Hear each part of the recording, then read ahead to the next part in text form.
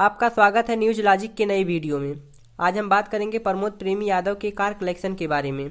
अगर भोजपुरी इंडस्ट्री में गाड़ियों के कलेक्शन में कोई अमीर है तो वो है प्रमोद प्रेमी यादव। आप स्क्रीन पर देख सकते हैं लाल रंग की मर्सिडीज जो प्रमोद प्रेमी यादव की है। 8-9 महीना इसका हो गया। बात करें इनकी दूसरी गाड़ी की तो इनके पास टोयोटा फॉर्च्यूनर है जो हम जैसे लोगों का सपना होता है। और अब प्रमोद प्रेमी यादव ने बुक कर दिया है रेंज रोवर, जिसकी जानकारी प्रमोद प्रेमी यादव ने खुद अपने सोशल मीडिया अकाउंट से दिया है। इस गाड़ी की ऑन रोड प्राइस की बात करें तो इसकी कीमत 75 से 80 लाख है, लेकिन इसमें थोड़ा सा मॉडिफिकेशन कराने पर इसकी कीमत नियर अबाउट 1 करोड़ होगी। और रेंज रोवर की खास बात यह है कि यह एक भारतीय कंपनी है जिसके ओनर रतन टाटा जी हैं।